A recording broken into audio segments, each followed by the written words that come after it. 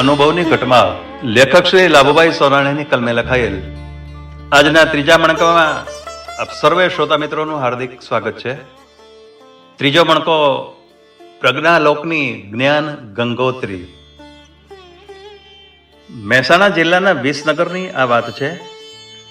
બ્રાહ્મણ દંપતી રાજેન્દ્રભાઈ અને રંજનબહેનને ત્યાં વર્ષ 1987માં 14મી ઓક્ટોબરના રોજ તદ્દન અસામાન્ય દેખાતા દ્રષ્ટિહીન બાળકનો જન્મ થાય છે. માતા રંજનબહેનને બાળકના જન્મ બાદ પણ જાણ કરવામાં આવી નહોતી કે જન્મ પામનાર બાળક પોતાનું સંપૂર્ણ દ્રષ્ટિહીન છે.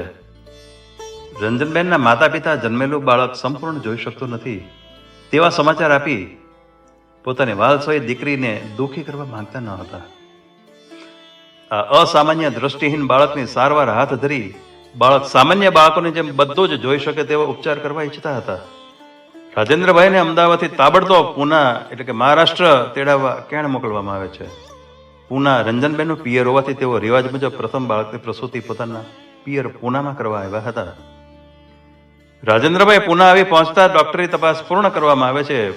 ફરજપરના તબીબી મિત્રોએ તપાસ પૂરી કરી કહ્યું, આ બાળકની આંખોની તમામ નસો સુકાઈ ગઈ છે, તેથી આ બાળક હવે કદી પણ દુનિયા નિહાળી શકશે નહીં. પિતા માટે આ વાત ખૂબ જ આઘાતજનક હતી.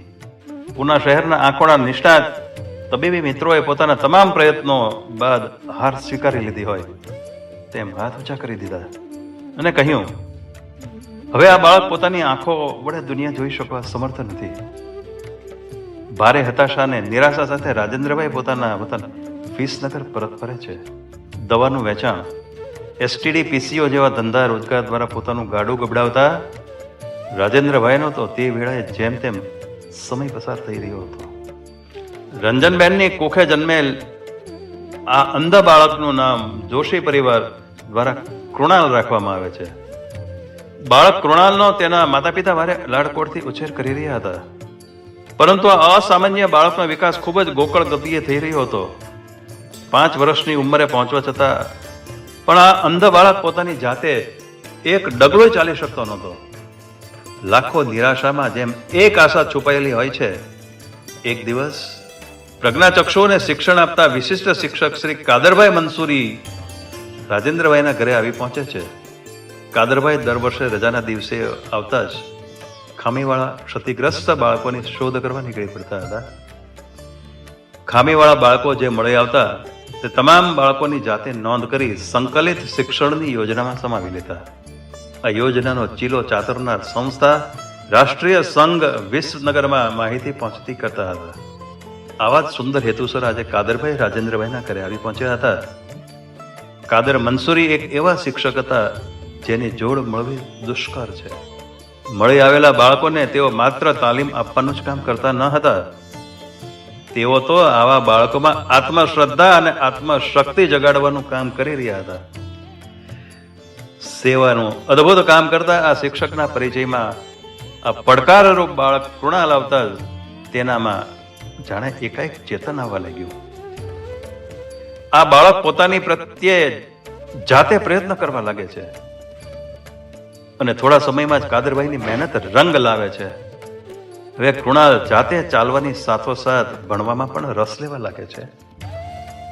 90ના દાયકામાં ગુજરાતમાં વિકલાંગ બાળકોના શિક્ષણને વેગ આપવા રાજ્યના GCERTના IDC સેલ દ્વારા ખૂબ જ સરસ કામ થઈ રહ્યું હતું અને રાજ્યભરમાં વંચિત વિકલાંગ બાળકોને શિક્ષણની સેવાઓ નીચે આવરી લેવા શૈક્ષિક સંસ્થાઓને આ કાર્યક્રમનું સંચાલન અને મોનિટરિંગનું કામ સોંપવામાં આવ્યું હતું.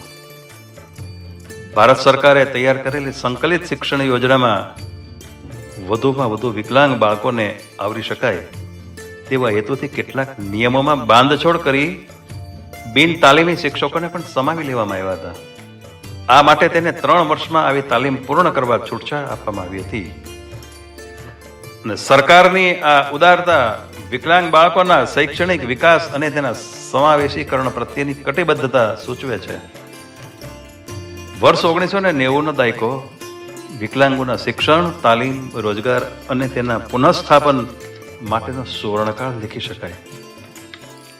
વર્ષ 1992માં ચીનના બેઇજિંગ ખાતે વિકલાંગોના અસરકારક શિક્ષણ અને પુનઃસ્થાપના કાર્યક્રમોને વેગ આપવા માટે વિશ્વભરના દેશોનું એક સંમેલન મળ્યું હતું, જેમાં કોઈ પણ વ્યક્તિને પોતાની શારીરિક કે માનસિક મર્યાદાઓના કારણે વિશાળ માનવ સમુદાય વચ્ચે અસહાય કે દીનતાની લાગણી અનુભવવી ન પડે, તેમજ પોતાના માનવીય અધિકારોથી વંચિત રહી પીડિત બની સહન કરવું ન પડે, તે જોવાની જવાબદારી સમસ્ત માનવ સમુદાયની છે. ઉપરોક્ત ઉદ્દેશ્યને ચરિતાર્થ કરવા આવા લોકોને શિક્ષણ, રોજગાર અને જરૂરી તાલીમનો પ્રબંધ કરવા ખાસ પ્રસ્તાવો પસાર કરવામાં આવ્યા હતા. રજૂ થયેલ ઘોષણાપત્રમાં ભારત સરકારે સહી કરી સંમતિ આપી હોવાથી 90ના દાયકામાં વિકલાંગોના પુનઃસ્થાપનના ક્ષેત્રે આમૂલ પરિવર્તનનું બીજ રોપાયું હતું. વર્ષ 2006માં આ અંગે વિશ્વના દેશો દ્વારા વધુ એક સંધિ કરવામાં આવતા ભારત સરકારે 1 ઓક્ટોબર 2007ના રોજ વિકલાંગ વ્યક્તિઓના અસરકારક પુનર્વસનના કાર્યક્રમને વેગ મળે તેવા પગલાં ભરવા વિકલાંગ ધારો 1995ના સ્થાને નવો કાનૂન અમલમાં મૂકવાના પ્રયત્નો હાથ ધર્યા, જેના ભાગરૂપે વર્ષ 2010માં બિલ તૈયાર કરવા એક મુસદ્દા સમિતિની રચના કરવામાં આવી હતી. આ સમિતિએ દેશભરના નિષ્ણાત લોકો સાથે પરામર્શ કરી એક બિલ ઘડી કાઢ્યું હતું. આમ આ દિશામાં સરકારે પોતાના સરાહનીય પ્રયત્નો આરંભ્યા હતા. આથી જ કામગીરીના ભાગરૂપે શ્રી કાદરભાઈ મંસૂરી વર્ષોથી રાષ્ટ્રીય સંઘ વિસનગરમાં પ્રવાસી શિક્ષક તરીકે પોતાની ફરજ અદા કરી રહ્યા હતા. તેથી તેઓ સંવેદનશીલ શિક્ષકની ભૂમિકા ભજવી દ્રષ્ટિહીન બાળકોને અસરકારક તાલીમ આપી આવા બાળકોનું ઘડતર કરતા હતા. શ્રી કાદરભાઈ બાળક કૃણાલને ઓરિએન્ટેશન, મોબિલિટી અને બ્રેઇલ લિપિનું શિક્ષણ નિયમિત આપતા હતા. પરિણામે દિવસે દિવસે આ બાળક શિક્ષણમાં બ્રેઇલ લિપિની મદદથી પ્રગતિ કરવા લાગે છે. જોતજોતામાં બાળક ધોરણ 5માં પહોંચી જાય છે. આ દરમિયાન રાજેન્દ્રભાઈનું ધંધા રોજગાર અર્થે અમદાવાદ સ્થળાંતર થાય છે. આશ્રમ રોડ નવરંગપુરા અંધજનોને શિક્ષણ આપતી ખાસ શાળામાં શ્રી રાજેન્દ્રભાઈ પોતાની દ્રષ્ટિહીન પુત્ર કૃણાલને અભ્યાસ માટે દાખલ કરે છે. આ બાળક 12 ધોરણ પૂર્ણ કરી સોલા વિદ્યાપીઠ અમદાવાદ પુરાણો અને ધર્મશાસ્ત્રમાં ગોલ્ડ મેડલ સાથે અનુસ્નાતકની ઉપાધિ મેળવે છે. આ ઉપરાંત આગળ જતા સોમનાથ યુનિવર્સિટીમાં ભાગવત વિષય પર પોતાના ખંત અને ધીરજ વડે સંસ્કૃત વિષયમાં PhD પૂર્ણ કરનાર દેશનો પ્રથમ પ્રજ્ઞાચક્ષુ વ્યક્તિ બને છે. શ્રાવ્ય પુસ્તકોની સહાય મેળવી ડોક્ટર જેવી મહા ઉપાધિ મેળવનાર યુવા ગૌરવ નેશનલ એવોર્ડ જેવા બહુમાનથી જેને નવાજવામાં આવે છે. વ્યાસપીઠ ઉપર કલાકો સુધી તેઓ ધર્મગ્રંથો અને શાસ્ત્રો પર સંવાદ તેમજ પ્રવચન આપી શકે છે અને આપે છે. આગવી શૈલીમાં કથાનું રસપાન કરાવી સૌ કોઈને જીતી લેવાની તેમની પાસે વાકચતુરાઈ છે. તેમનું જ્ઞાન સમુદ્રની ઊંડાઈ અને ધ્રુવના તારા જેવું અવિચળ છે. ઘણા જ્ઞાની લોકોને મારે 52 વર્ષની ઉંમરમાં મળવાનું થયું છે. શ્રી કૃણાલભાઈ જોશીના વ્યક્તિત્વથી હું અંજાયો છું. ભાવનગરમાં 11મી જાન્યુઆરી 2016ના રોજ પોથીયાત્રા પૂર્ણ થયા પછી અંધ ઉદ્યોગ શાળાના પટાંગણમાં વ્યાસપીઠ ઉપર બિરાજમાન થઈ શ્રીમદ ભાગવત કથાનો પ્રારંભ થયો. તે સમયને જો હું યાદ કરું તો મારે કહેવું જોઈએ કે મારો વહાલોજી આવ્યાની વધામણી જીરે સખી આજની ઘડી તે રળિયામણી. કાવ્ય પંક્તિ ભલે ખૂબ જ જાણીતી છે, એની ખરી અનુભૂતિ તો તે સમયે અંદર શાળાના મેદાનમાં જે હાજર હતા તેને જ થઈ હશે. શબ્દનો અવિચળ વહેતો પ્રવાહ અમને સૌને આજે જાણે પખાડી રહ્યો હતો, શુદ્ધ કરી રહ્યો હતો, મનની સફાઈ કરી અંતરને ઉજાળી રહ્યો હતો. સેવાના સંગ્રામને સતેજ કરવા શબ્દની સરવણી ગુંજી રહી હતી. આખે આખું દેવલો ખડું થઈ નરસૈયાની કરતાલે નાચી રહ્યું હતું. શાસ્ત્રોનું જ્ઞાન શિયાળાની સોનેરી સંધ્યાએ શોભાવી રહ્યું હતું. નીમુબેન બાંભણિયા એટલે કે મેયર શ્રી ભાવનગર મહાનગરપાલિકા, શ્રી મહેન્દ્રભાઈ ત્રિવેદી ચેરમેન શ્રી પવિત્ર યાત્રાધામ ગુજરાત આ પ્રસંગે ખાસ સાક્ષી બન્યા હતા.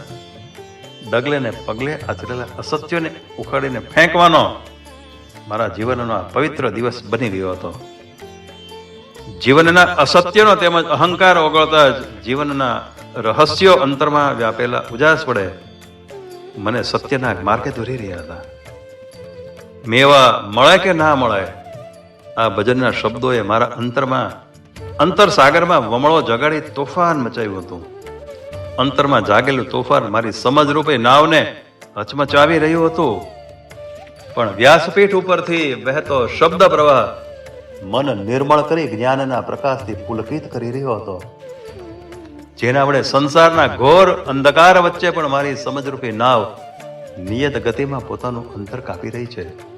મારા પર શ્રી કૃણાલભાઈ જોશીના જ્ઞાન સંવાદની ઊંડી છાપ પડી છે. તેમની યાદ શક્તિની જોડ મળવી કઠિન છે. કોઈ પણ શાસ્ત્ર પર તેઓ કલાકો સુધી અસ્ખલિત સંવાદ સાધી શ્રોતાઓને જકડી રાખવાની અનેરી શક્તિ ધરાવે છે. જેનું બાળપણ પહેલી નજરે આપણને અંધકારમય દેખાતું હતું, તેના જીવનમાં જાણે ખુદ ઈશ્વરે ચમત્કાર કર્યો હતો. જ્યારે શાસ્ત્રીજી વ્યાસપીઠ ઉપર બિરાજમાન થાય છે, ત્યારે અર્જુનને ઉદ્દેશી કહેલા શબ્દો કર્ણ સાથે અથડાતા હોય તેવો ભાસ થવા લાગે છે. ગીતા ગાયક ભગવાન કૃષ્ણના કહેવા મુજબ પ્રધાન વક્તાઓમાં ભગવાન કૃષ્ણ પોતે જ હોય છે. તે વાતની ખાતરી કરવી હોય તો શાસ્ત્રીજીને એક વખત જરૂર સાંભળજો. તમે જરૂર પ્રભાવિત થશો. ઊંડા અંધારેથી પ્રભુ પરમ તેજે તું લઈ જા, આ પદ તમે સાંભળી જશે. તેજથી નાતા કૃણાલ જોશીને જાણવા અને માણવા માટે જીવનમાં એક વખત તો અવશ્ય સમય કાઢવો જેવો ખરો. જેમ પવનની શીતળતાની તસવીર ખેંચી શકાતી નથી ને, તેમ શાસ્ત્રીજીના જ્ઞાનનું શબ્દ ચિત્ર આલેખવું અશક્ય અને અસંભવ છે. બાગની મહેકને માણવા બાગમાં વિહાર કરવો પડે છે. એમ પ્રજ્ઞાલોકની આ જ્ઞાન ગંગોત્રીમાં ડૂબકી લગાવવા તેની જ્ઞાન ગોષ્ઠીમાં જોડાવવું પડશે. અને દેશભરમાં તેમની 295 થી વધુ કથાઓનું આયોજન થયું છે. પડોશી દેશ શ્રીલંકાના નુવારેલિયા એટલે કે અશોક વાટિકા ખાતે પણ તેમની પ્રવચન માળાનું આયોજન થઈ ચૂક્યું છે. આપણા ભાવનગરમાં પણ તેમની 2 કથાઓ અને 2 પ્રવચન માળા યોજાયા છે. આજ સુધીમાં તેમને અનેક એવોર્ડ અને સન્માન પત્રોથી નવાજવામાં પણ આવી ચૂક્યા છે. આ વિરલ પ્રતિભાને મારા શત વંદન. આથી મિત્રો, એક પછી એક અદ્ભુત અને અનોખી બણકાની કથા એટલે અનુભવની ઘટમાળ પ્રજ્ઞાલોકની જ્ઞાન ગંગોત્રીમાં નાયા ને મિત્રો. આપણે પવિત્ર સ્નાન કરીને પવિત્ર થયા. તો આવી જ અનેક અનુભવની ઘટમાળના મણકાઓ સાથે આપનો દોસ્ત મોડર્ન ભટ્ટ જરૂર ઉપસ્થિત થશે. તો સાંભળવાને તૈયાર રહો.